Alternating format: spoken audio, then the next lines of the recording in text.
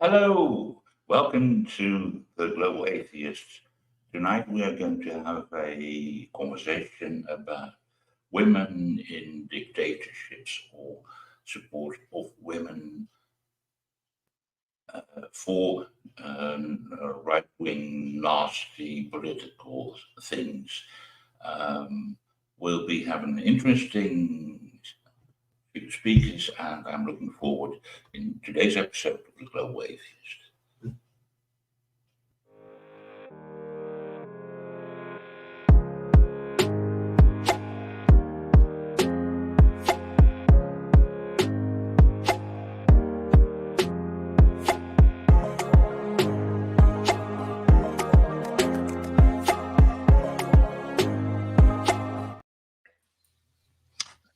Hello. Today will be a technically interesting novelty. One of our guests is Sarah Camus. She is a Spanish speaker who speaks English, but well, not quite confidently. So occasionally we will have to translate a bit, and we have someone in the background who will be doing that, who speaks both Spanish and English. My guest today, Sarah Camus. Can you introduce yourself? Buenas tardes a todos. Me llamo Sara Camus. Trato temas sobre el Islam, con lo que hoy voy a participar con Hein, Bryce y Mary y tratar de ayudar en lo posible para transmitir la idea de la posición de la mujer dentro de la religión musulmana. It's there written on the screen, but welcome, Sarah. Hola, ¿cómo estás? Perdóname, mi español es muy tímido, but we're happy that you're here. My name is Bryce, and I am a semi-frequent visitor here at Skeptic Haven. Thanks for inviting me back, Wes and Haim.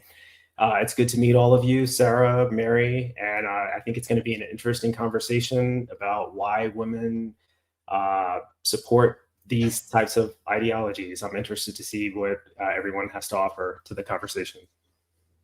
Thank you, Bryce. Mary, please tell us a bit about yourself.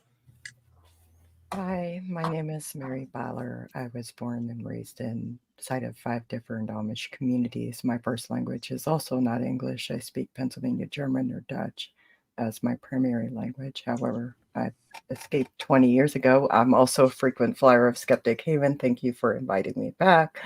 I am really excited to have this conversation and get to know all of you a little bit more better and talk about why do people engage in their own systemic oppression. Yeah, that's exactly what I am after, in at least finding out in this conversation. I mean, the picture, women giving the salute to Hitler, women wearing the MAGA clothes. Yeah. None of them have any good outcome to expect from it. Their rights are being taken away while we look at it. Well, I agree. Go ahead, Mary.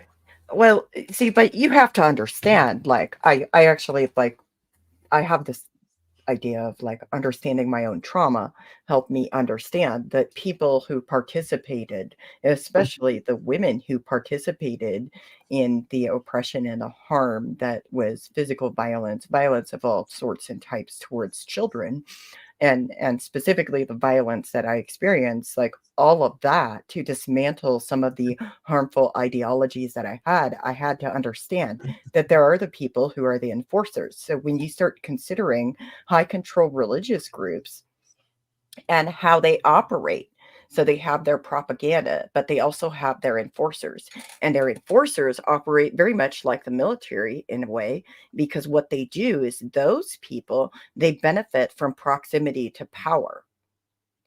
And they also not only benefit from the proximity to power, what they're actually doing is they're ensuring that they can look at the specifically the sexual and physical violence that I experienced. And they can say, well, I'm not doing those things that Mary Byler did. So now I can rest assured that I'm not going to experience those things because of I am being the good Amish wife. I am being the good Amish mother. I'm being the good Amish woman. And my own mother participated in that, which one of the things that she said about me and is published in the newspaper is that we don't approve of the way she lives. She wears jeans. That's enforcing the statements. That's enforcing all of those things. So to understand where the enforcement comes from, is it from a place where people legitimately benefit in some way, whether it's prestige, privilege, power, money? Are they benefiting from the harmful, oppressive systems that are in place? And is that why they're doing it? What do y'all think? I can't hear you, Bryce. Bryce, I'm sorry. Did Sarah, did you want to go first or did you want me to go? Okay. A mí me gustaría remontarme un poco más en la historia y dar el origen de el sometimiento de la mujer históricamente. Eso sucede cuando el hombre descubre que tiene una relación directa con la operación de engendro de hijos. Estamos hablando de millones de años atrás.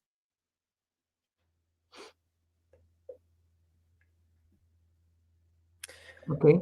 En ese momento, la mujer pierde su poder que entonces tenía, casi diosas, porque empieza a sembrar y el hombre deja la caza y se vuelve a la agricultura, con lo que se da cuenta que sin él la operación de nacimiento de niños que pensaba que era exclusiva de la mujer, que era un poder de la mujer, sabe que él tiene algo que ver al respecto.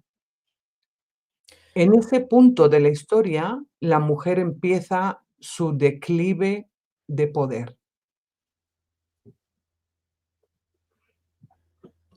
Yeah, I'm curious. I have some thoughts on this, and I think I'm going to start by giving a side opinion, but then going back to Sarah and Mary what they think, because I think a lot of it has to do with religion. And I think both of you can speak to that point, coming from two different religions that are oppressive to women.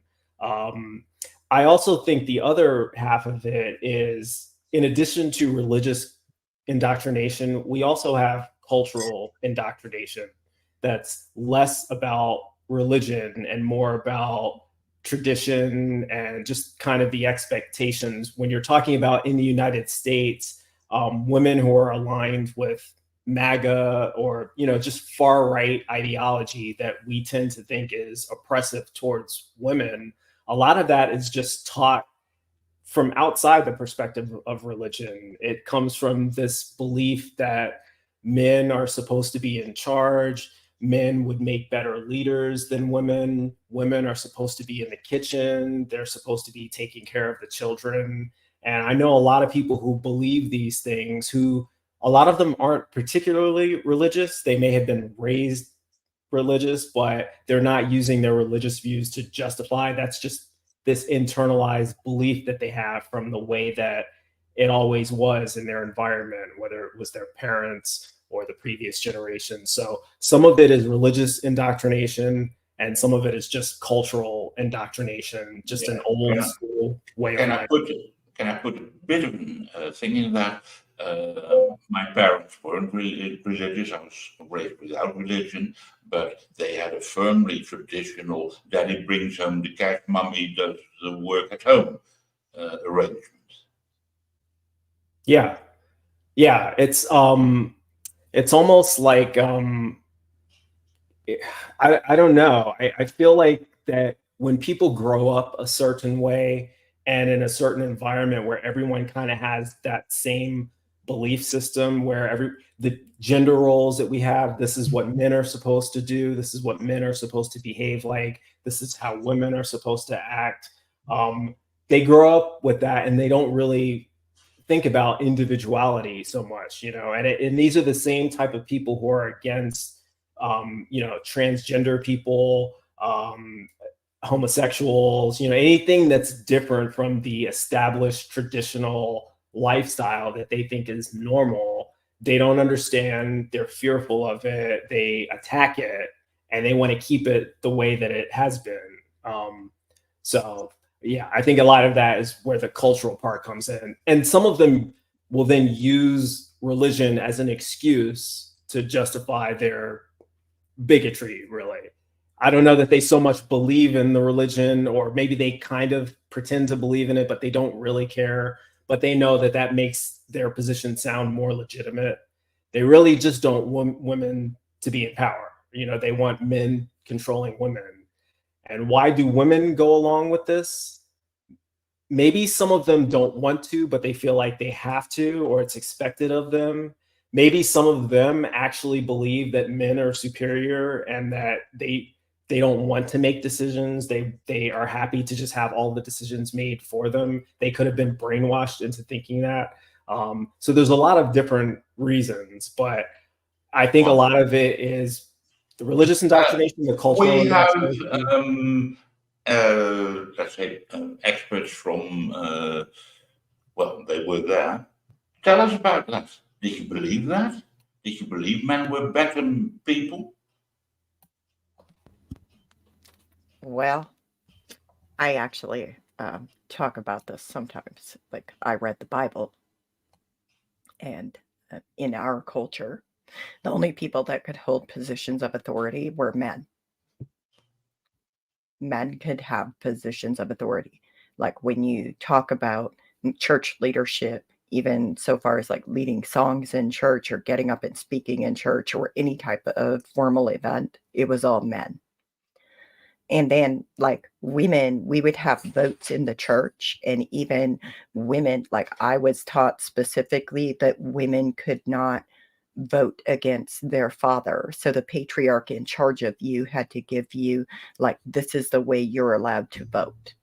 You didn't really have a vote. It was more or less just you were showing your good submissive Amish woman and AFAB personality by being that person that complies with the rules. And then how that also plays out is, so when you create an environment where women's voices are kind of given to them by the men in charge of them, when that's all you've ever known, and you start questioning that, like for me, again, I started reading the Bible. I was reading the Bible and I was like, okay, there's a verse in Romans where I was like, I'm sorry, it says here that we should obey the government. So why are we saying, and I was taught that if I get in trouble with the government, just to say, well, I'm Amish, like I was taught this whole thing. So why are we being taught to say I'm Amish? Like, why are we not making every effort to comply with the government because they're the authority that God has appointed over us? Sounds like cherry picking. So what do you think my stepfather said? Want to take a gander at it? I think it's what I say, and that's why you're right. It's even better than that, because men were so holy. They were made from the dirt, okay? But really, women were not worthy enough to be made from the holy dirt. We had to be made from a man's rib. He didn't say those words. This is me with my sarcasm here. But basically, women were made from a rib, and so therefore, like, we could never read nor comprehend. We lack brain cells because we were not made from the holy dirt. That's I want to come back to that, but I will want to give Sarah an opportunity to speak. Bien, a ver, lo que veo en el fondo, a ver, no nos falta neurona porque somos malas. Bueno, nos faltan. Bueno, en verdad, hay un factor común entre todas las religiones, sobre todo las abrahamitas, es decir, las que empiezan desde Abraham, terminando en Mahoma como último profeta. Las otras ya son sectas que han aumentado ya también por voluntad masculina sus añadidos extras, ¿no? Sobre lo que ya nos traen las tres religiones monoteístas, ¿no? Las tres tienen en común, por una cosa o por otra, una limitación hacia la mujer. Yo puedo hablar la limitación que viene en el Islam. Las otras dos prefiero no tocarlas porque, aunque las he estudiado, pero mi especialidad es el Islam. Pre-Islam, la mujer en la península arábica tenía prácticamente los mismos derechos que el hombre. Aún así, se le llamó la era de la ignorancia, Asr al-Jahiliya.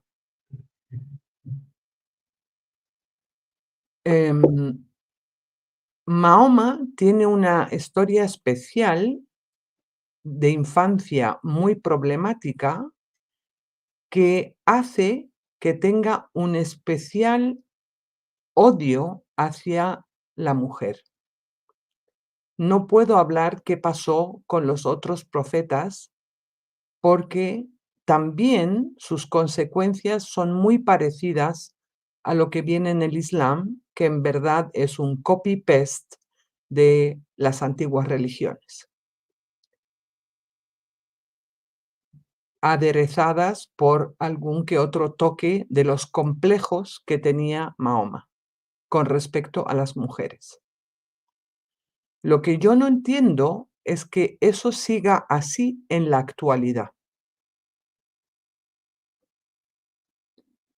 Eso no lo entiendo, porque hoy tenemos acceso mediante la tecnología al conocimiento, cosa que en aquella época no era posible. Por lo tanto, entiendo digamos, la hegemonía masculina en aquellos tiempos, pero no la entiendo hoy.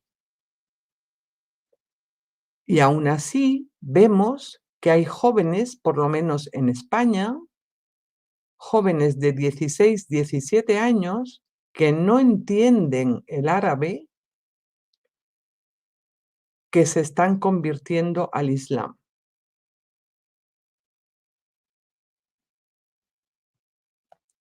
Eso es igual que cuando decís que hay gente en Estados Unidos que apoya ideas de extrema derecha católica. Yep. A mi modo de ver, la única explicación plausible, y es volviendo a la ciencia, es que el hecho de pensar ocupa el 22,8% de la energía total que tiene el cuerpo del ser humano. Por lo tanto, la gente no quiere pensar. Es mucho más cómodo seguir la ola, no ir contra de ella.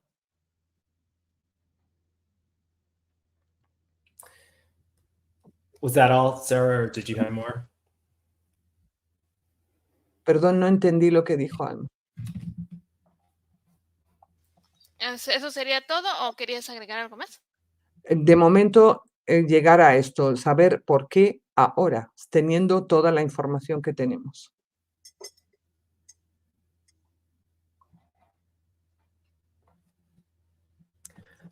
So I mean, just to piggyback on that, I think Islam, first of all, did copy off of Christianity, which it's a a new variation of the Abrahamic model, just like Christianity was when they got it from the Jewish model. Judaism copied off of the religions previous to that. But when the Quran was written, when the Christian Bible was written, when the Torah was written, these books were all written by ignorant, illiterate people. They weren't written, they were authored by largely ignorant, illiterate people in male-dominated societies who understood women to be weaker.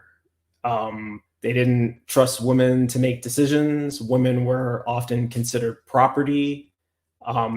You can look in the books themselves that describe women as property. They're not equal to men, according to what is written. And these are based on stories passed down for thousands and thousands of years. So we're talking millennia and centuries of indoctrination to this idea that women are not equal to men. So yeah, Muhammad obviously did not respect women. Paul did not respect women. Timothy, all of these people in the Bible, when, Mary talked about even before how men were made, Adam was made from dirt and women from a man's rib, therefore woman is inferior. I don't see the logic to that, but there's many different versions of that, in scripture, in biblical scripture, it talks about how Eve was the one who was deceived, not Adam. So women are the weaker vessel. I do not allow women to have authority over men, Yes. So if you grow up believing that, and it's interesting because Sarah mentioned, it's usually young people, 16, 17 years old, that convert to these religions. Well, why is that? Young people are more impressionable and very easily manipulated, and religions like to get them when they're young, because they don't have the critical thinking skills. They haven't learned rationality, Go ahead, Mary. You bring up I want to finish this idea. Hitler was rather fond of youth. Yeah. He even got a youth movement named after him, the Hitler Jugend.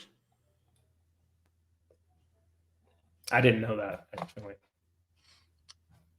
Maybe I'll get back to that. Mel, what did you want to say?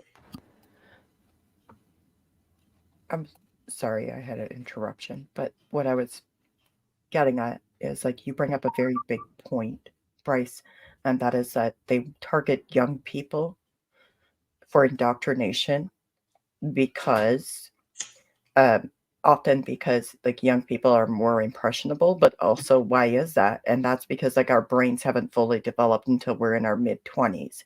So we haven't developed our critical thinking skills, like you said, but also young people, when they are surrounded by cultures and societies that perpetuate this kind of disinformation about humanity and value being based on somebody's gender rather than a person, or even value being placed upon somebody's faith.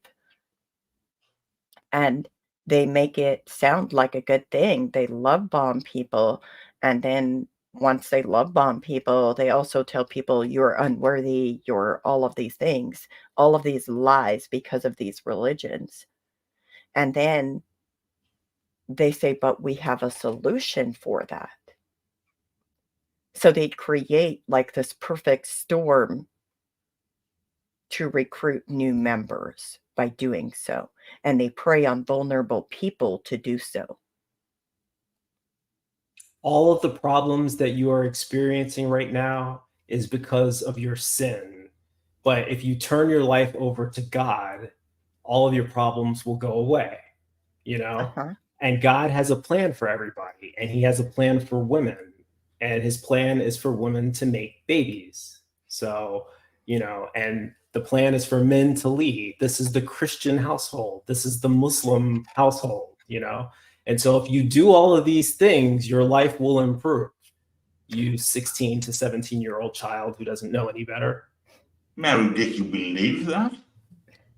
I mean, I was taught that, I always say I was taught who I Yes. wanted to be in life. Yes, I mean, you have been very careful in saying you were told, you were taught, but did you believe it?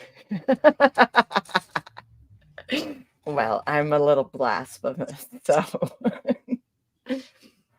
I did, however, truly believe at one point in time as a child. Yes, I did believe some of these things, and dismantling part of that led to me having to go down this really difficult journey of understanding, like, why do people do some of the things they do?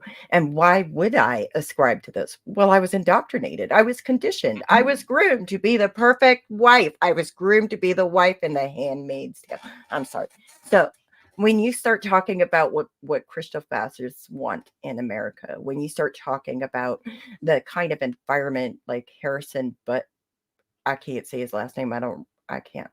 Anyways, his speech where he's talking about women. Oh, your most holy privilege is to be a wife and a mother and to bear as many children as possible. Like that is your most honorable vocation. Like that's what I was indoctrinated to believe.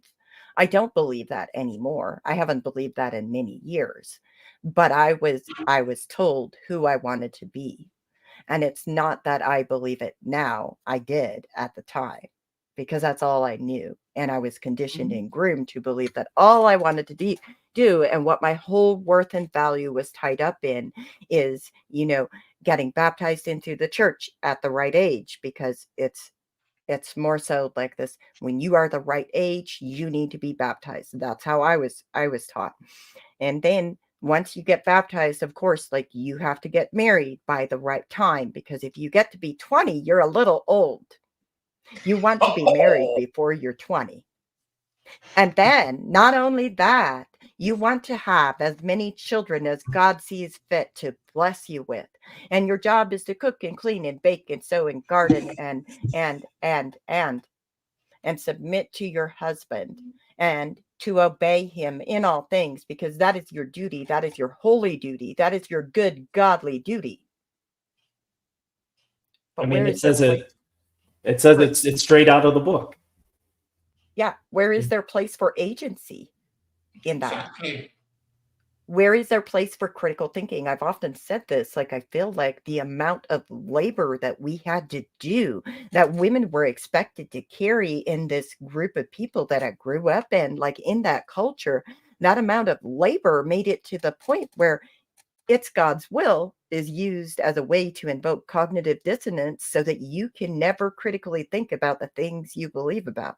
But I was a rebellious person, and I listened to worldly music, and I read worldly books, and I have read thousands and thousands of books. So I digress. And here you are talking to atheists. Yes. Nothing good comes from it. And I just want to say Sarah, really quickly. sorry, I want to give the word to Sarah for a bit. She's been definitely wanting to say things. Ok, a ver, yo pienso que en verdad las religiones fue un instrumento muy válido para los hombres. Si tú eres vieja, Mary, a los 20 años para casarte, el Islam ha permitido casarse con bebés. Y eso viene en una sura del Corán. Ha permitido casarse, por ejemplo, Mahoma con una niña de 6 años y ejercer con ella el sexo a los 9, porque antes no le fue posible. ¿Ok?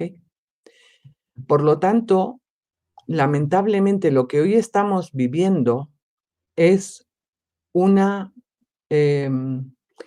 protesta de los credos. Quieren recuperar un poder que en algún momento creen haber perdido después de la Revolución Francesa, donde separó credo del Estado civil, digamos, del gobierno civil.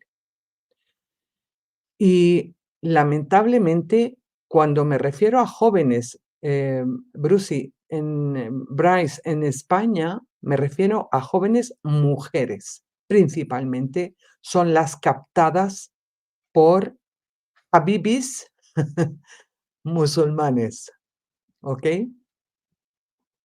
Vienen con la imagen de que el Islam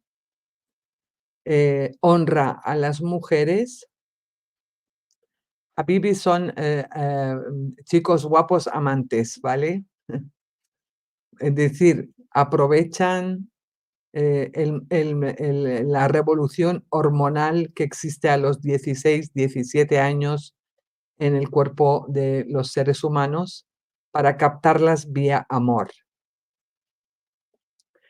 transmitiéndoles una idea de que el Islam las va a proteger, las va a cuidar, sin explicarles lo que viene realmente en las suras del Islam, donde principalmente el hombre tiene el mandato divino de que si la mujer no obedece, puede pegarle. De hecho, hay un hadith donde, hadith sahih, que quiere decir hadith verdadero, donde le dice al hombre que ponga siempre encima de la puerta de su casa un látigo,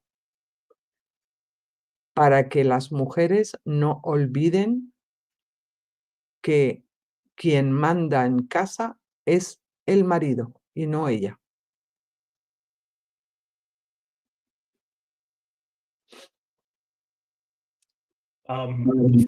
Before we went further, I just wanted to thank Drusilla for the super chat of 50, I think it's Norwegian krona. So we saw a message earlier. It was thanks for all the interesting, inspirational, and engaging live streams. We appreciate the support, Drusilla. Yeah, I don't.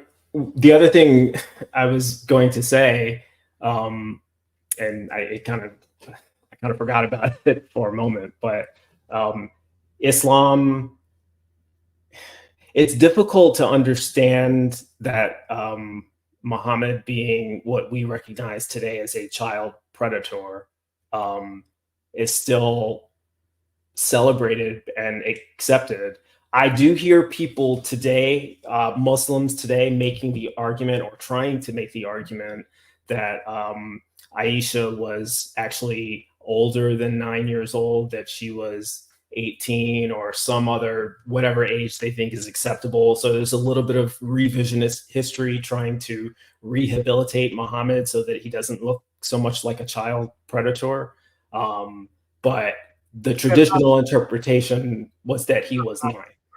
Bryce, nosotros en el Islam tenemos ahadith de ciertas personas que son tan importantes como el Corán o más, como Bukhari, Muslim, son redactores de los ahadith que se supone que relatan lo que decía Mahoma, ¿vale? Aunque Right. yeah, okay. Son tan importantes como el Corán porque sin ellos no se entiende el Corán. Porque el Corán, además de árabe, incluye asirio e incluye arameo, palabras que no son árabes. Por lo tanto, es muy complejo para una persona que no conozca el asirio y el arameo interpretar todo lo que viene en las suras del Corán, porque además fueron transmitidas de oídas. En tiempo de Mahoma no hubo Corán escrito. Okay. So, sorry, go ahead. Sí, entonces el problema en el Islam es que todas las interpretaciones que tú quieras traerme, yo siempre te voy a decir, el musulmán intenta embellecer lo que viene, pero lamentablemente los últimos descubrimientos de Sanaa en Yemen ha delatado que los primeros libros escritos fueron sin puntuar. Y el árabe sin puntuar no es legible.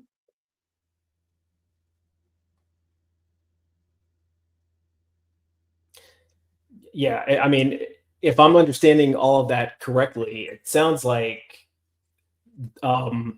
it sounds like a couple of things going on. Young people who, first of all, convert to Islam, who do not speak Arabic, don't really know what Islam teaches. They only know their own English translations of the Quran. Right. And they don't read the Hadith and the other sayings, because a lot of them they don't have access to them, at least in their languages. Exactly. And also, for the people who do speak Arabic, a lot of the people who grow up in that region, a lot of them may be illiterate, or they just go off of what imams teach them. There's some revisionist history going on. They interpret the religion for them. They pick and choose which hadith they want to put importance to. They try to pretend others don't exist. But that they clearly do say that Aisha was 9 years old. Is that correct? Aisha was 6 years when she was married. Right. And 9 when she had sex with Mahoma. Right. Yeah. So it's revisionist history. They don't want... Dicho por ella misma. O sea, el hadith es en boca de Aisha misma. Right.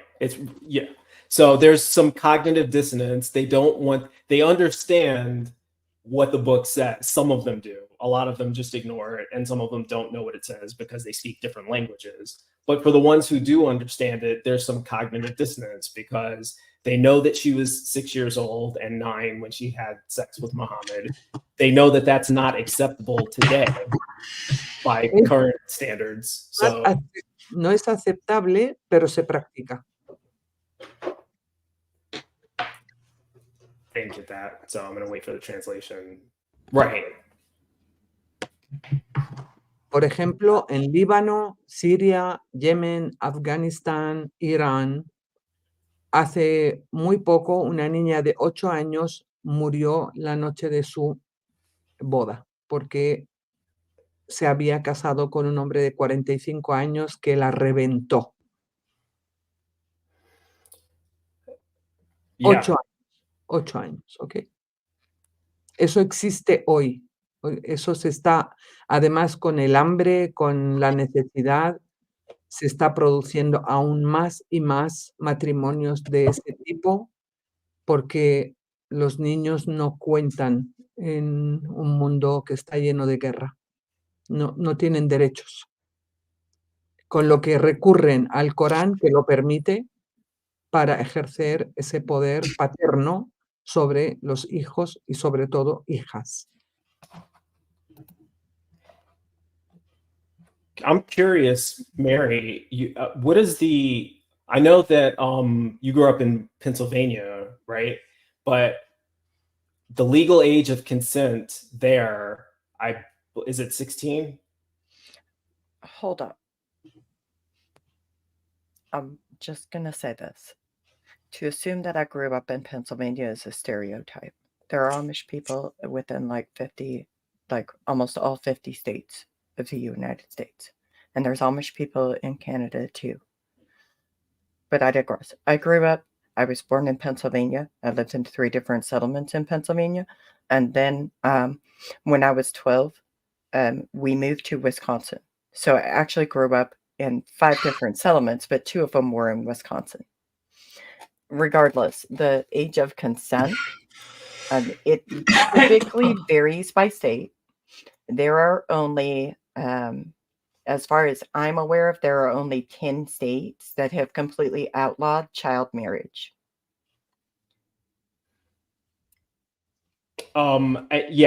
First of all, forgive me for, I didn't mean to imply that everyone would be from Pennsylvania. I thought I heard you say that that's where you were from at the beginning, so that's why I was saying that. I know that there can be Amish people everywhere. I'm curious what Amish people, from your experience, what they believe about the age of consent, for example. Like, when does it become acceptable for a man to take a girl/woman as a wife or whatever? Well, one, like the age of consent, like we are in the world, but we're not of the world.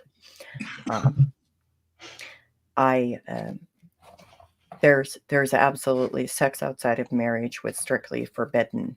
So, like, the only time, like, here's another difference is, like, the only time that I would have seen, like, anybody getting married at, like, 16 would be if they had extramarital sex, or they had an affair, or they were fornicating, or any of those things that people like to call it, because all extramarital sex, or all sex outside of marriage, is considered a sin. And in addition to that, like, once somebody was married, that's when sex was okay. Regardless of what the law said, that's when sex was okay. But then also, like, people would look at victims of crimes, like sexual crimes specifically, and they would say, oh, that deacon is having an affair with a 14-year-old.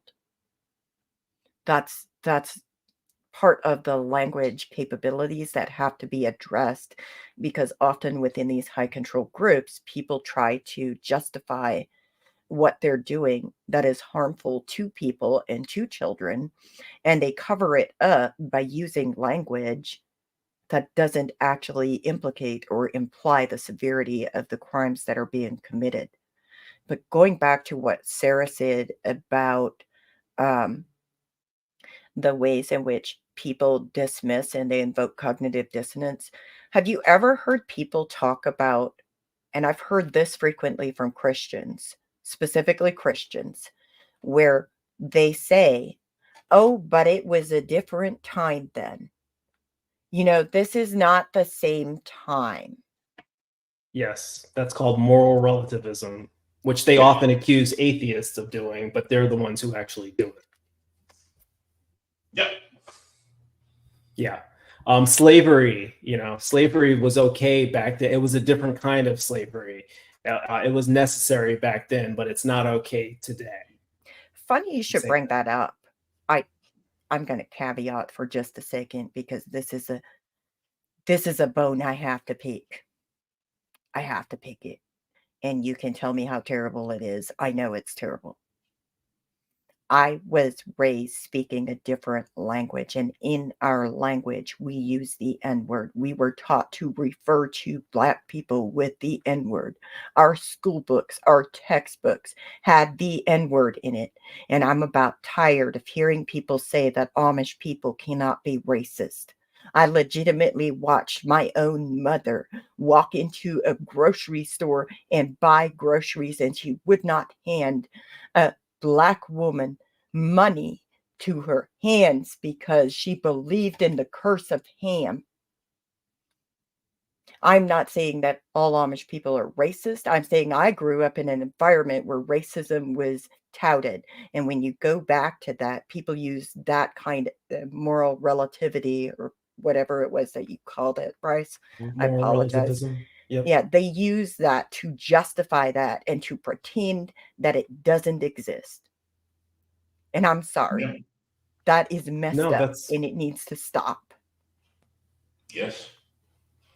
I grew up in an atheist but casually racist family. It took me some time to recognize that, But at 18, I was firmly, oh no, never more. I won't do that. Yeah. You know, religion, I don't think that any particular religion is inherently racist, or that religious people of any particular group are going to be racist because of their religion. However, I do think that religion gives people motivation, gives already racist people an excuse to be racist. Yeah. You know? It helps them And- justify. And they use it with gusto. Yeah, look at the American South, where you know, the Bible Belt, for example. Where is most of the racism in the United States happen? What were the slave states? What were the Jim Crow states? You know, they correspond with the Bible Belt, generally speaking. You know, Yes. because the Bible allows for slavery.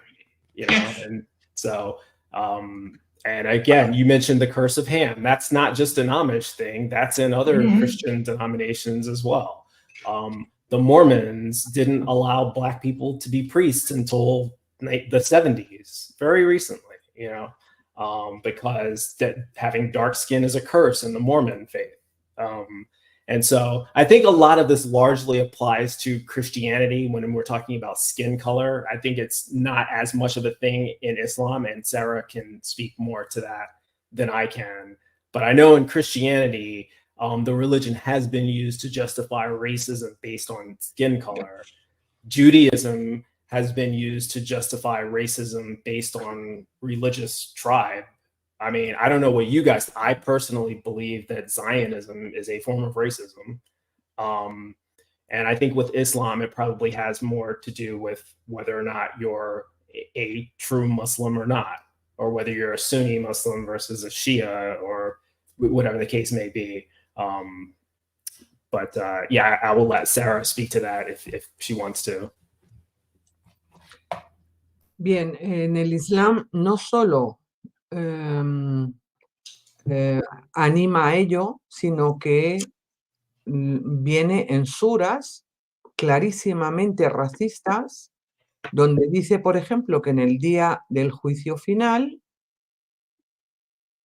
cuando estemos ante el Creador para recibir nuestro castigo por nuestras labores, la primera señal de que nos hemos portado mal es que se nos convertirán las caras en negras. O sea, el malo se convertirá en negro.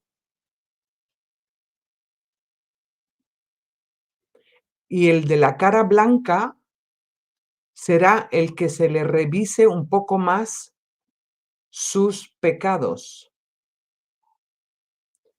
Y eso viene يَوْمَ تَبْيَضُّ وُجُوهٌ وَتَسْوَدُّ وُجُوهٌ. Viene tal cual, caras que se volverán negras y caras que se volverán blancas, dependiendo del pecado que tengan. Por lo tanto, ya es un racismo divino.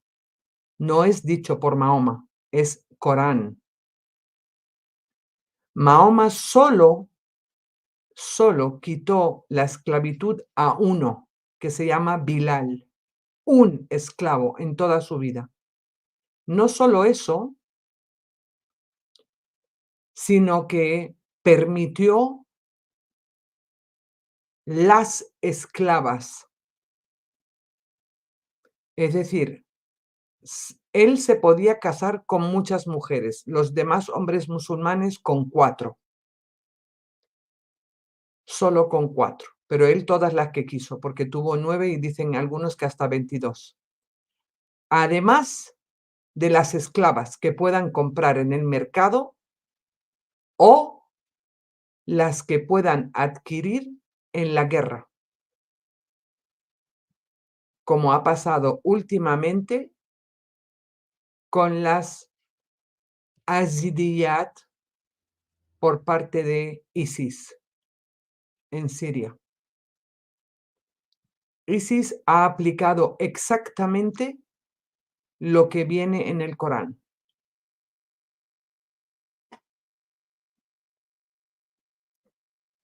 I didn't know that, but Yeah. so I'm glad I asked the question. So basically, it's the same, the same as the Book of Mormon. It's the same as the Bible. They're all kind of, racism is there, you know, and for people who grow up in a racist environment, that's how they can justify it. De hecho, en Arabia Saudí, el mercado de esclavos se quitó en 1972. Mercado de esclavos. Por exigencias de las Naciones Unidas. Hay vídeos en YouTube donde aún se puede ver cómo se vendían las esclavas y los esclavos negros en el mercado de Rion. Que por cierto, las esclavas no pueden llevar hijab. I have reason to believe that in several Islamic nations, slavery, while maybe formally forbidden, is still a thing. Es decir, que la esclava, su vergüenza empieza del ombligo hacia abajo, pero tiene que tener los pechos al aire para ser bien examinada como esclava, porque al final son esclavas sexuales. Eso todavía sigue existiendo hoy ocultamente en Mauritania.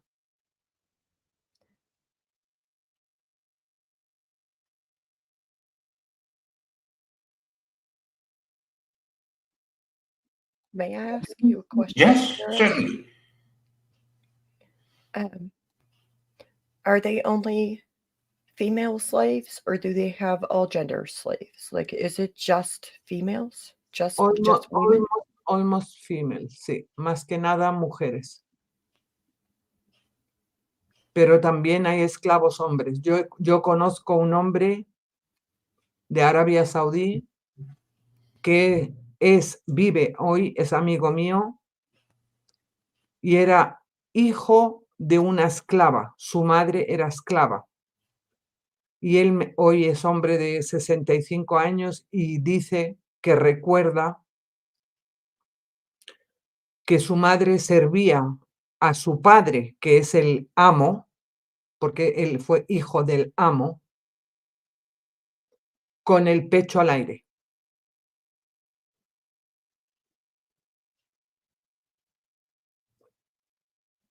Cuando cumplió los 18 años,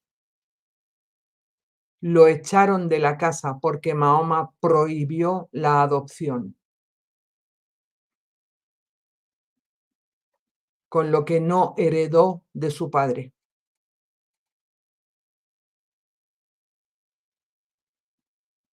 Que era el amo de la casa. Y estamos hablando de los años 70. So then, when the slaves have children, the children are automatically removed from having resources, and they are also, like, if they had, for example, if he was a girl, would he then have been automatically another slave? Yes. Yes. He also can make sex with his own daughter because he's a slave.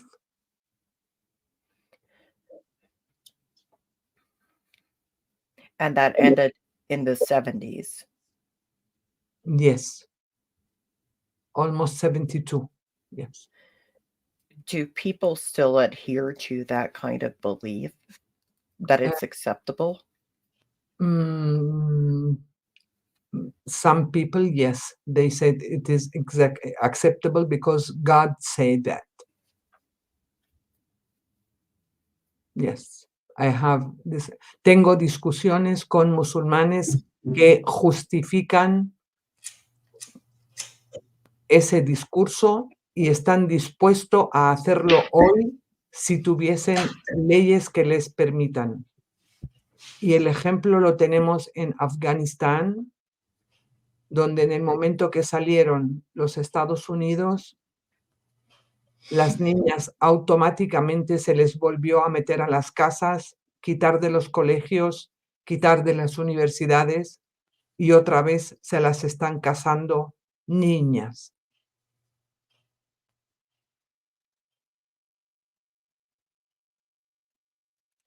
And can I just say that I think that we talked about critical thinking a couple of times, and I just want to clarify for anyone who's listening, any religious person that might see this, or even any atheist humanist who wants to have a conversation with people in these types of faiths. When you talk about critical thinking, I don't think it's always clear what is meant by that. And I think that you hear a lot of examples when religious people are asked the question, why do women have to do this? Or why do men have to behave this way? Or why is this allowed? The answer is often because it's God's will, or this is the way that Allah made it, or something like that. Critical thinking is about asking the next question, why? Because those are not answers. Because God said so is not an answer. The question of why has not been satisfied. Why did God say so? Why did God design it this way? May I interject a bit there? I think the first question a skeptic asks is, in my language, is that so? Is that so? What you say there? Yeah, that's essentially it, you know. Is that so? This is the way that God made it is just another claim. Yes. That's just another claim.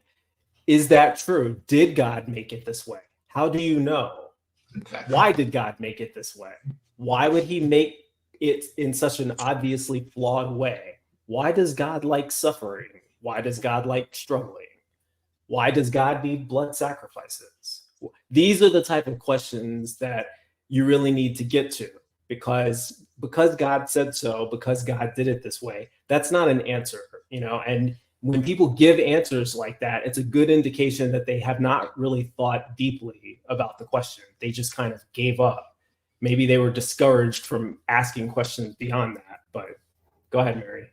Or maybe they were taught to answer the question with because God said so, because it's God's will, because, you know, it's better to suffer in this world. They were taught to believe these things. And when they invoke that as the answer to a question, what it actually does is it invites cognitive dissonance rather than sitting with the uncomfortable nature of asking the questions of, is that really so?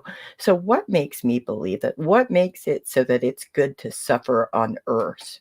What makes it so that children should suffer? What makes it why does God allow children to suffer like this? Why does God allow slavery to exist? If he is good and just and holy, why does he allow slavery to exist? If you ask those questions and it makes you uncomfortable, maybe it's an invitation when we talk about this critical thinking idea. Maybe this is an invitation for you to sit with the uncomfortableness and actually examine your answers to that versus what you were told or taught to believe. Yeah.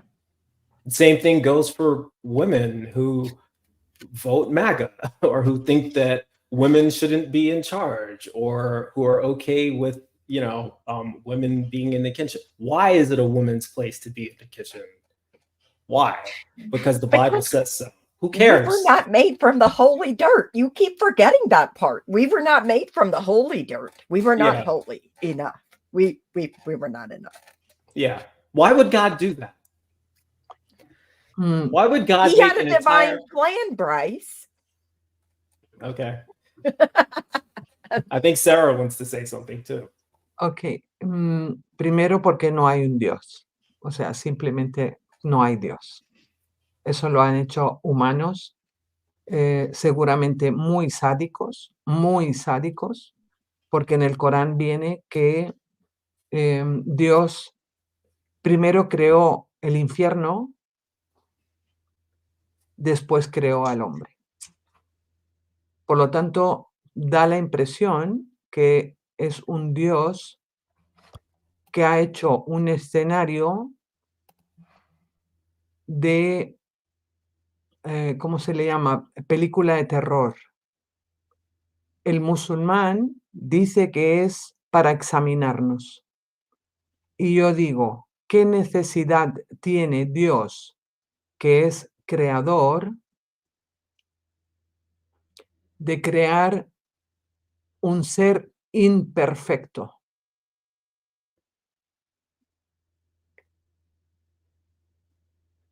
Porque según el Islam, el ser humano está hecho también en la cristiandad a su imagen y semejanza. Y solo peca o cree por voluntad de Dios. Por lo tanto, no existe el libre albedrío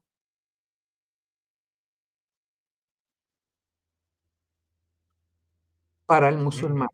Por lo tanto, si tú no tienes libre albedrío porque Allah decide quién va a ser creyente y quién va a ser ateo antes de nacer, ¿qué explicación tiene un juicio y un castigo al final?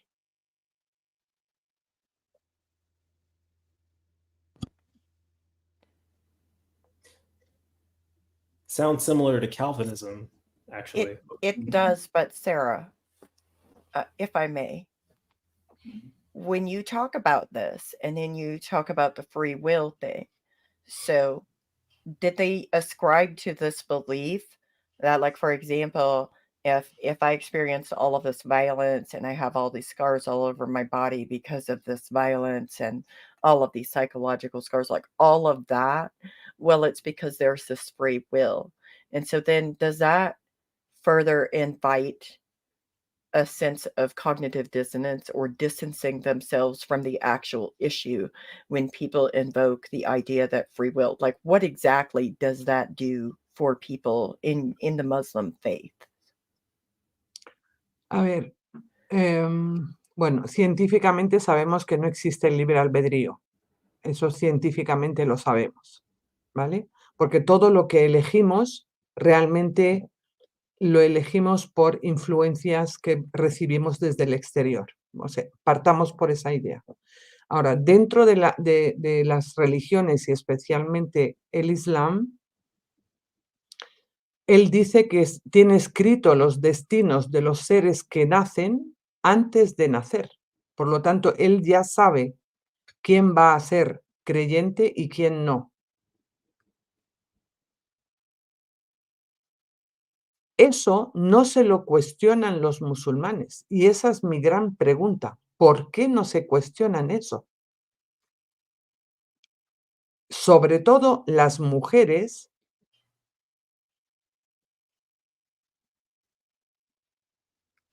porque ellas no tienen ningún regalo en el paraíso.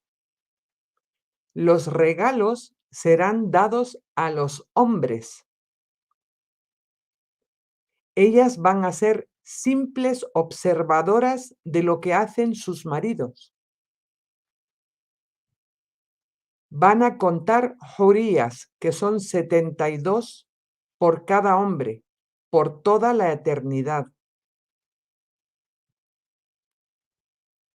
donde su único trabajo será desvirgarlas, porque en cuanto la desvirgue se vuelve a convertir en virgen. No sé por qué esa obsesión del Islam en la virginidad de la mujer.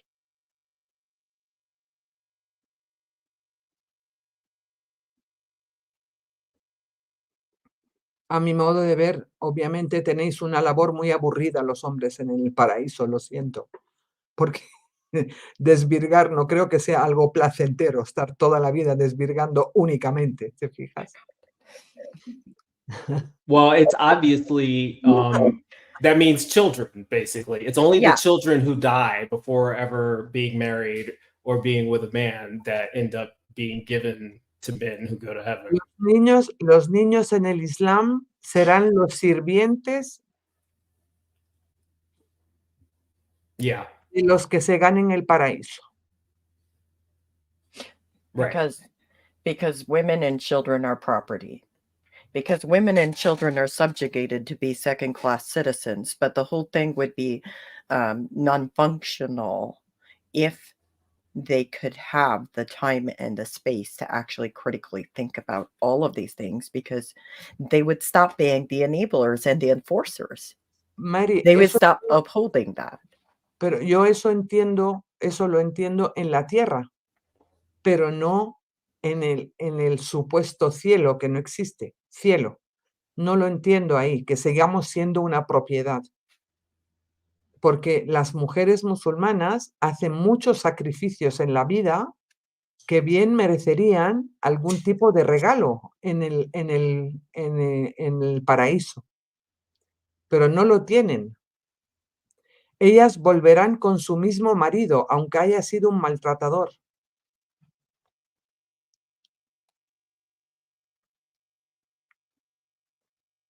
Con lo que eso confirma que esos libros fueron escritos por seres humanos sádicos.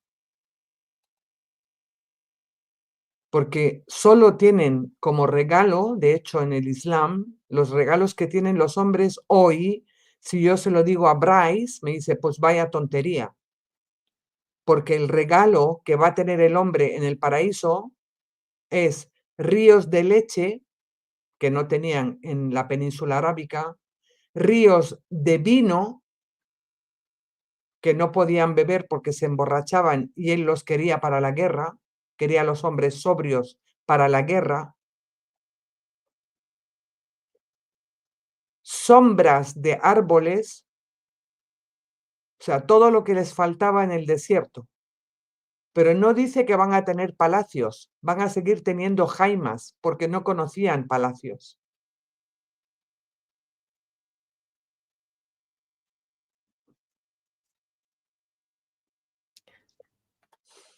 Did you want to get to the we did, it looks like we have a super chat there, Hein. Oh, I missed that.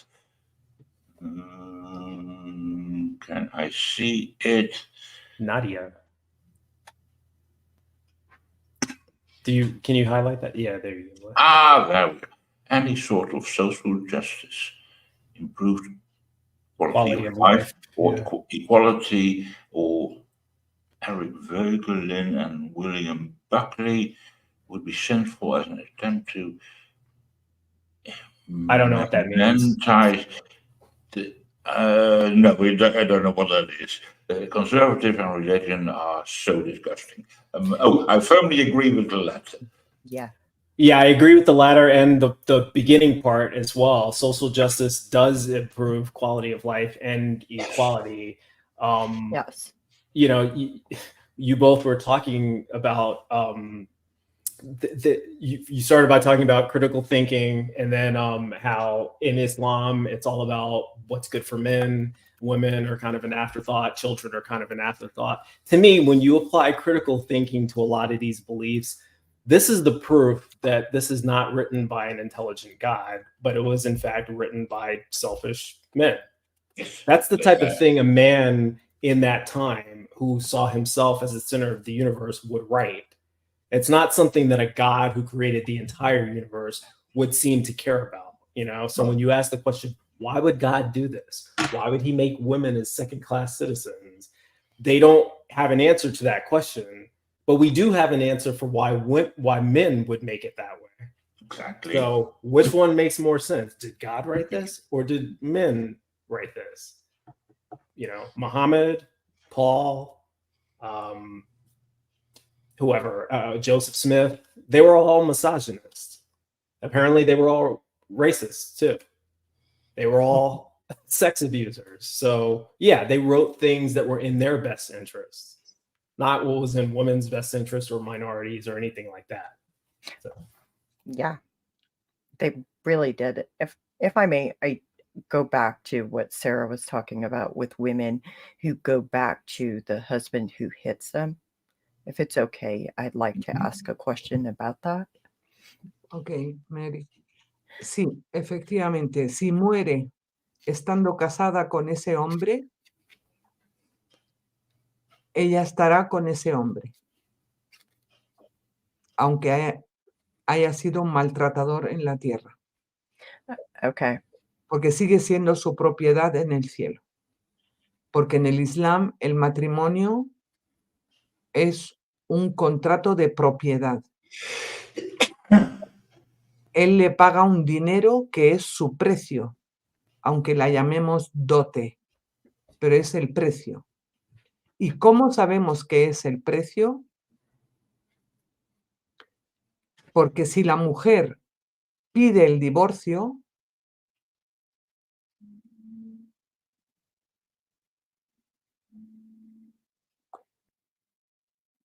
tiene que pedirlo a través de un juez,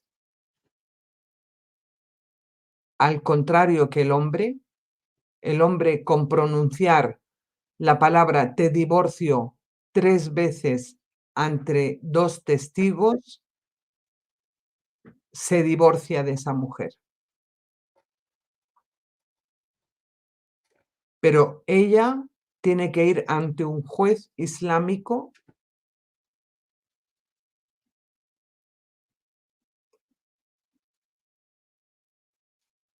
y aceptar devolver el dinero que se pagó por ella.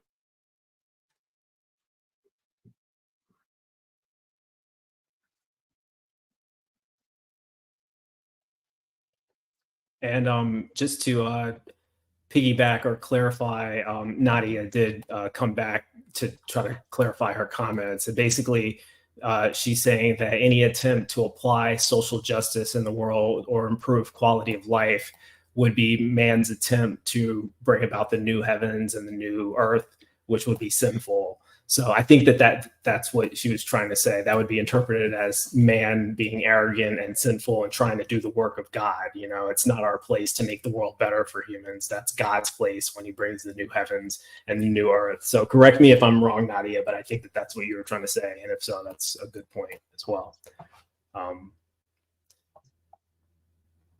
No entendí, Sara, no entendí lo que dijo Bryce. Por favor, si me lo pones.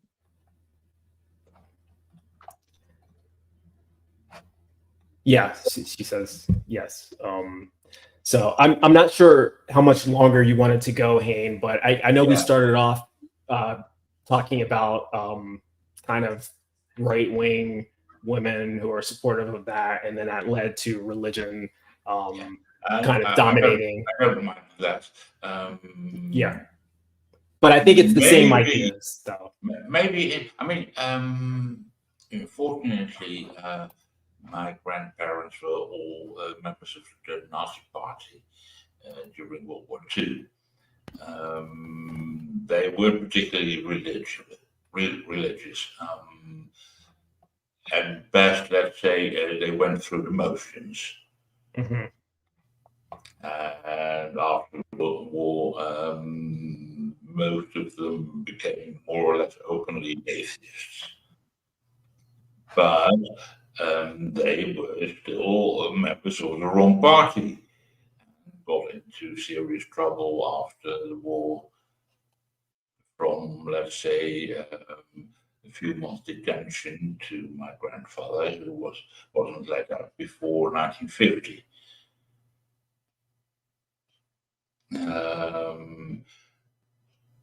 And I know a few stories from that, and women were very enthusiastic about the Nazi ideology. And this picture, here it is, the women saluting Hitler, was firmly part of that. The admiration of the strong leader. And it didn't come from religion, it came from some appeal Yeah, it's just a different form of tribalism. That's largely what religion is, but you know, we usually identify tribalism with religion, but it can also be nationalism. It can also be political ideologies. It's basically us versus them. We are the righteous ones. Everyone else who doesn't believe what we do is evil. They're part of your problems. You need to overcome them, dominate them, get rid of them, whatever. Yes, exactly. Exterminate them. Yeah. That's what it ends. Well, and it's part of that one true belief, like we are the one true religion.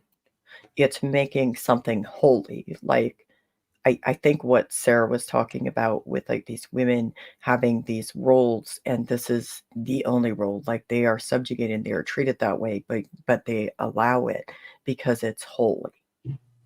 And that's what they've been indoctrinated to believe. And then that carries over to broader society.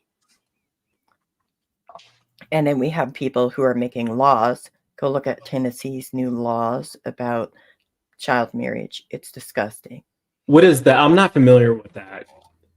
I haven't been following. Could you say what that is? I don't want to I don't want to misspeak, but it is my understanding that they legalize like marrying very young children. Wow. Yeah.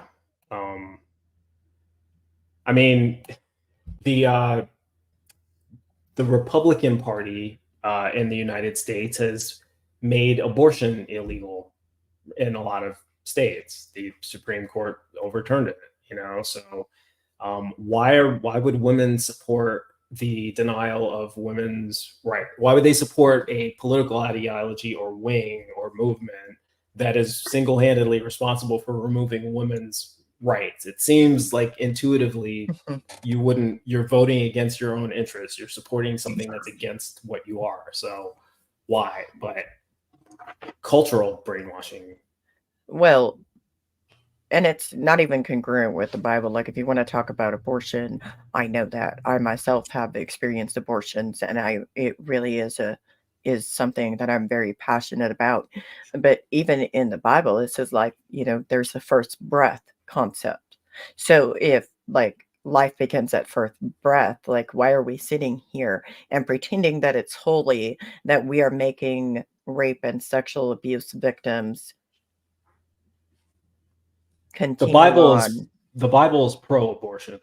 There's instructions in the Bible about how to do an abortion in the Old Testament. Also a very good one, but yes. Yeah. So why are we legislating?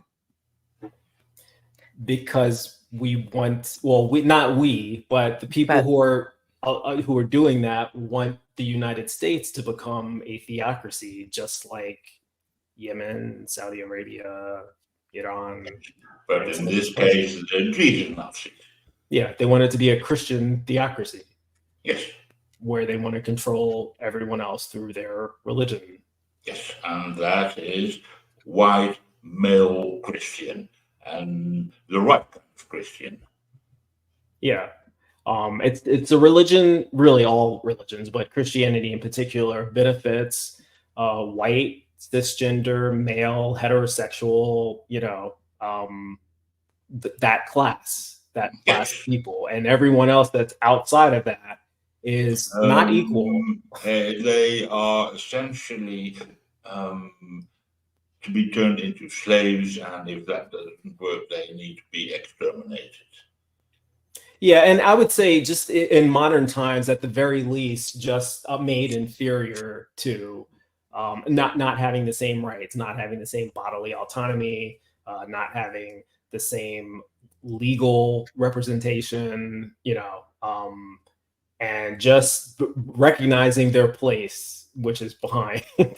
You know, we like to think of ourselves as very enlightened here in the United States, and certainly you could make that argument if you compare us to certain other countries in the world. But really, we've existed. This is a young country.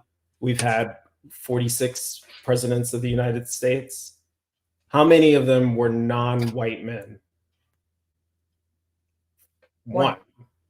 Yeah. One. And all of them were men, and only one of them was not white.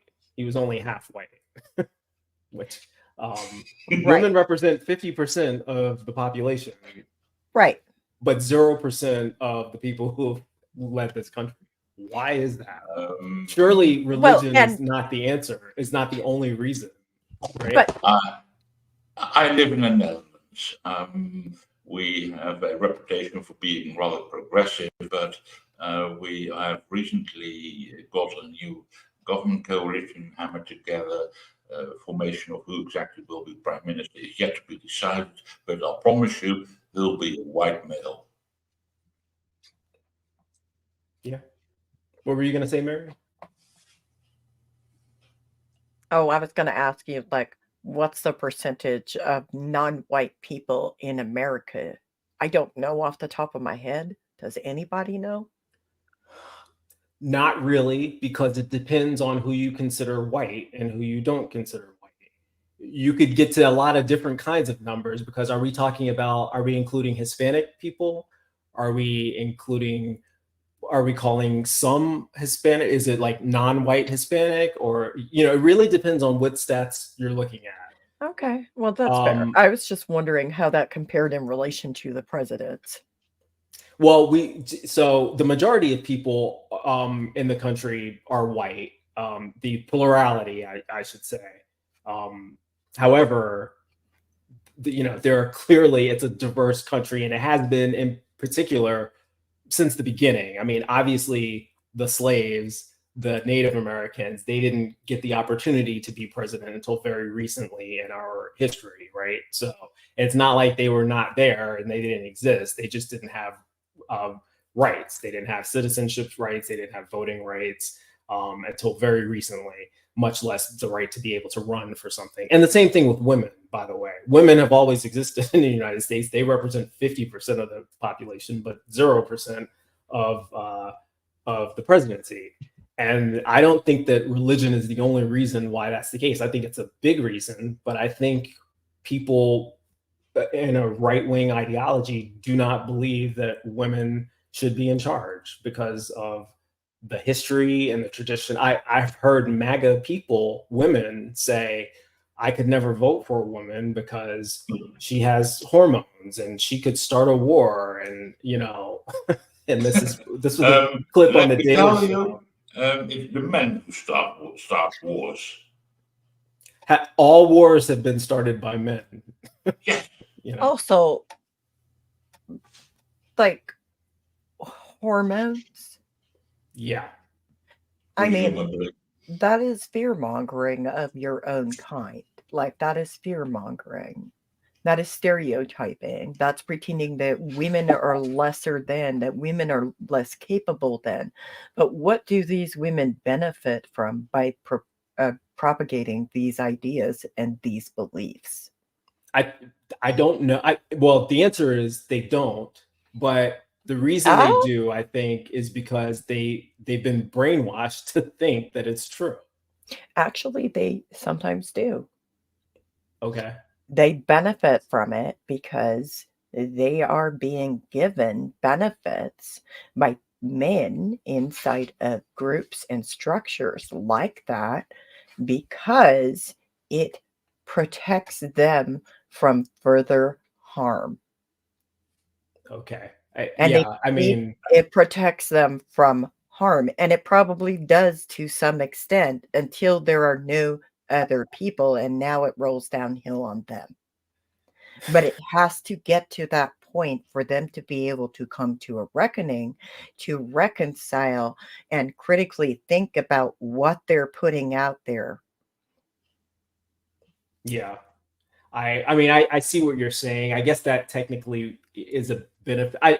To me, a benefit is something that is real, like something like that promotes you as that makes life more beneficial for women in general. But you're saying it's beneficial on a personal level for these individual. It's not beneficial for women. It's beneficial for those women in those positions. Basically. Yes. And some of them even benefit financially from it. They profit off of it. Oh, yeah. And Yeah. so, like, you have There's to women understand, televangelists. you have to understand that they are in this position because they truly do benefit from it, whether it's prestige, power, privilege, or financial. They do benefit, and they adhere to that strict individualistic mindset of like they are doing what they need to do to survive in this environment that they're in. And Yeah. somehow we have to challenge that perception. Is this really the best thing to do? Because when people adhere to that, then they find it very easy to dismiss the fact that what they're doing is harmful to all women. Because now they don't have a vested interest in it. They're not like those women. They're no longer part of that group of women. They are the holy women. They're not like the Jezebels. I know But we're I getting am. short on time. We probably only have 5 minutes left, but I wanted to. Oh, I'm so sorry. No, yeah. I wanted to give Sarah hasn't talked in a moment, and I'm just curious about how do we, if Sarah has any thoughts about how to solve the gender equality problem in countries like Yemen, Saudi Arabia, the Middle East. Is there any way?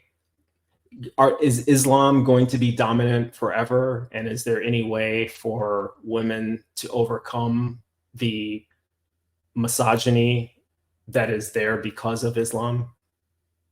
What can be done?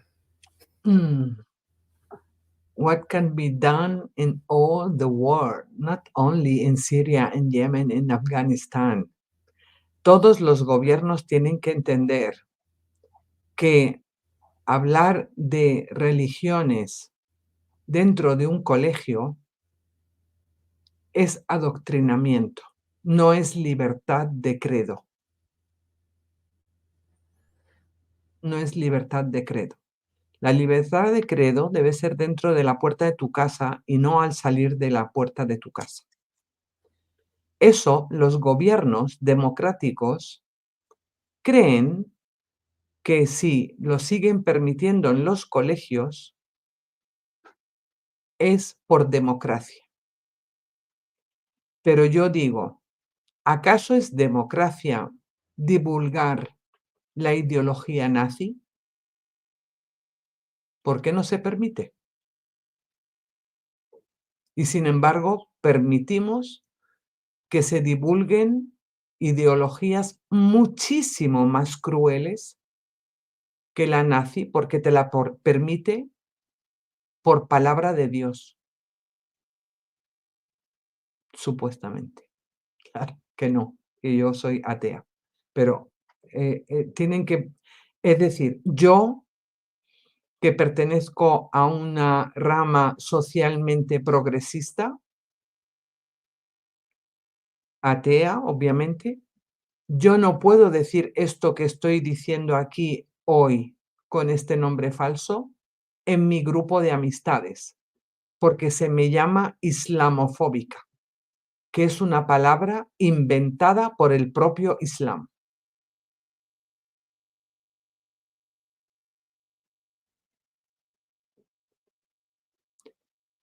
Por lo tanto, las mujeres, como tarea, tenemos que empezar a dejar de discriminar a nuestros hijos con rosa y azul desde que nacen, a decirle a la niña que tiene que jugar con muñecos y a los niños con coches y pistolas,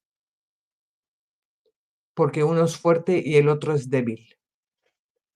Yo tengo 4 hijos, 2 y 2, los he criado sola, con la libertad de enseñarles que son iguales. Solo si hacemos esto como sociedad, no solo países en concreto, esto se podrá cambiar. Si no, no se cambia. No se cambia. Porque el ser humano ignorante tiene miedo del más allá que desconoce. Y ese es el punto débil.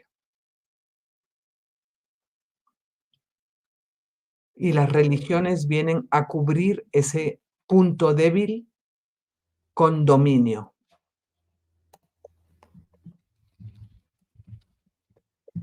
Yeah. It's funny because everything that you just described to me sounds exactly like what far right conservative extremists in the United States want to turn the United States into. Exactly. They do not see how similar their ideology is to the Muslims that they hate, which is the irony of the Christian theocracy movement, you know.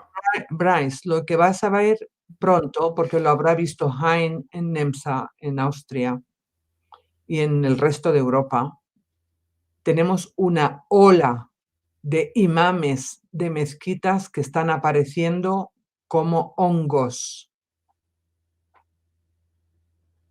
El Islam, si recupera el poder, será el desastre para la humanidad. Yeah. Porque ha unido todo lo malo de todas las religiones anteriores. Yeah. Yeah, I see that. Lo tiene que entender los gobiernos que se autodenominan democráticos, que yo ya empiezo a tener mis dudas.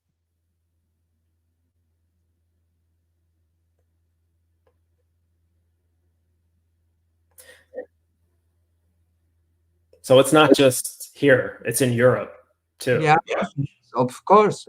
Here, Yes. Europe principally, and then South America, and then United States. Yeah. And they come with the cute Islam, but there is no cute Islam. Yeah. Islam doesn't mean peace. Islam mean entrega a Dios. Yeah. And I think that another way to say that maybe, or the way that I like to tell people is that while many Muslims say Islam is a religion of peace, they're using the word peace, but it means something very different to them. Totally. It means what is in accordance with God's will, Allah's version of peace, not peace Arabic, for us. Peace in Arabic is salam. But this is Islam. Islam is when you give all your life to God. Right. Right. So it's not the same kind of peace. It's a different word. It means something different. They play with the words. Religions are very good at that. Mary? Oh, I was just going to say that's interesting because, you know, like you talk about some of the issues. Like I know Amish women that have been murdered by their husbands. I know Amish children that have been murdered, and some of it gets covered up. Like a lot of it gets covered up and has been covered up for generations. When you consider government sanctioned violence, you have to consider that sometimes the government really has an obligation to its citizens, especially here in America. Like we're supposed to be American citizens where we have constitutional rights, right? And when you deny certain people based on their gender, their skin color, their whatever it is that you're using to justify harming them or denying them their due rights as is under the Constitution, Mary, because of your ideology. Yeah, no, but gender, color, you don't choose it. Right. Religion, yes, you choose it. So this one you have to fight. Yes. You know? Yes. Es decir, lo que viene con la naturaleza, tú naces negro, naces mujer, naces gay, naces hombre, pero la religión se te inculca. And at some point, no podemos permitir que los gobiernos lo sigan permitiendo por intereses económicos, que eso todos lo sabemos, nadie se nos escapa. Aquellos que pensamos, a los otros no, porque los otros entran en las religiones porque creen que tienen que trabajar para la vida eterna.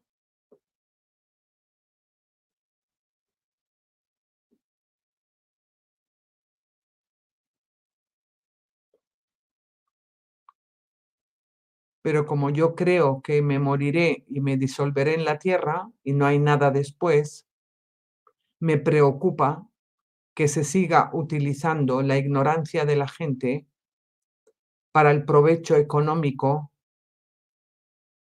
lamentablemente, de nuestros países occidentales. Lamentablemente.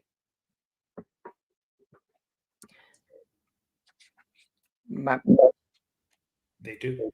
They do, and I would like to give you a case in point. Have you ever heard of a Supreme Court ruling called Wisconsin versus Yoder? Because here's what happened. The United States government is complicit in the oppression of Amish people as a whole. Because in Wisconsin versus Yoder, what they legitimized was a trade-off. And the trade-off is legitimizing child labor trafficking of Amish children in lieu of the same or similar education. And That is what where is ¿dónde está la Carta de Derechos de la Infancia?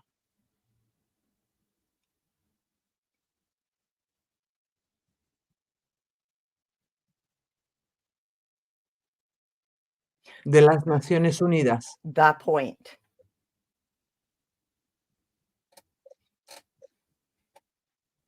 From the United States. O derechos humanos. We don't, when it comes to being raised as an Amish child in this country, Por lo tanto, hay intereses que superan, son supra derechos humanos, derechos de las mujeres, derechos de los niños. En definitiva, en contra de la humanidad, en pro de la economía. Lamentablemente. when the government upholds the religious rights over the rights of humanity and the constitutional rights, specifically in America, this is what happens. Yeah, I know, Mary, I know. I know you know. And this is very dangerous for the humanity. All of us. All of us. All It of us, harms of course. everybody collectively. It Oh. doesn't just harm us, it harms everybody inside of communities around the world when you do this. Because they let a window open for all these crimes in name of God that they know it doesn't exist. So where do our rights begin as humans? And where do the rights of religions end? I just wrote that down, what you said, Mary, because I do plan on using that as part of an argument. That's brilliant. Yeah, when the government upholds the rights of religion above the rights of humanity, Exactly. that's a threat to all of us. So Yeah. It is. they don't see it that I don't know that they've ever like considered that. You know, they people have this idea that what's good for their religion is good for humanity. They're wrong. You'll be lucky. And they have to be made to understand why they're wrong. I think a lot Right. of it comes down to education. But they think that, and it's clearly not good for humanity in the grand scheme of things. But again, that's also assuming that they care about humanity. A lot of religious people don't care about humanity. It's not about humanity, it's about God, you know? Yeah. Humanity is kind of an afterthought to a lot of folks. As long as you get your own salvation, that's all that matters. But, you know. Más vale que nos enseñen a decir no lo sé, cuando se nos pregunta por algo, antes que decir Dios lo ha hecho.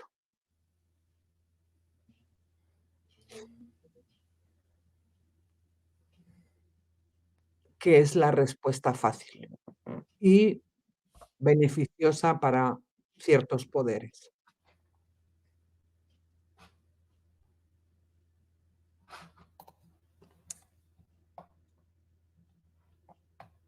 By the way, I agree with most of you guys in the chat, at least in the last few chat posts. We're not ignoring you. I see you guys writing over there.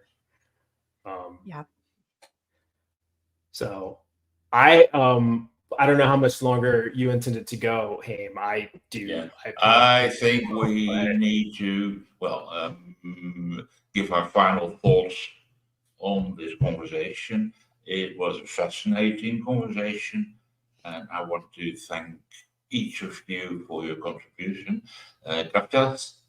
Thank you, and I hope to speak to you again soon. Thank you, Haim. Thank you, Bryce, Mary. Big hug for you and all the people who hear to us. We only want you to hacer funcionar el cerebro.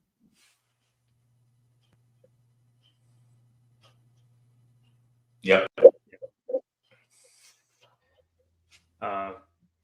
Yeah. I just want to thank everybody. I also want to thank Sarah for raising your children with the ideology of equality. And, everything that you said, this is just my opinion. Men are equal to women, gay people are equal to straight people, Black people are equal to white people. These are all superficial differences that don't really speak to the quality of a person's character. They're just ways that people look to divide individuals and elevate themselves over others. So raising people as equal, from the culture that you came from, breaking that cycle of mindless indoctrination. Thank you very much for that. And hopefully that will be an inspiration to others that came out of that as well. I hope so too. And I want to thank you, Mary, for sharing your insights into the Amish culture, who we don't learn a lot of, I say a lot of non-Amish Americans and probably from people around the world who don't hear a lot about communities like that. They seem very Amish people, we know they exist. Yeah. I mean, I have an image of a horse-drawn carriage being the ordinary mode of transportation, and men with hats. Yeah. So every time that you are around, Mary, talking about exposing and shedding light on that community, which is it wrong for me to call it a cult? It seems. I usually call them a high control group. There you go. Yeah. Word. But also, Haim, thanks for having me and allowing me to share my input. I actually learned some stuff. Not that I don't normally learn things from participating in these, but I feel like I learned a lot here in this conversation. So thank you guys. Yeah, thank you for sharing and being here. And for me, that's the end of this conversation in the atheist, global atheist thingy. Bye-bye. Bye-bye. Bye-bye. Do I get final thoughts? Oh, go ahead, Mary. I'm sorry. Oh, sorry. Yeah, we forgot Mary. I was like, oh, the good Amish get skipped over. Yeah. Oh, sorry. I need to go on with I'm sorry. I it's funny. It's okay. But no, for me, I would like to thank everybody. Thank you, Haim. Thank you, Sarah. Thank you, Bryce. Sarah, my heart goes out to you. I think the things that you talk about speak to me on a whole other level based on like my own experience of growing up in Amish America. And my heart goes out to you.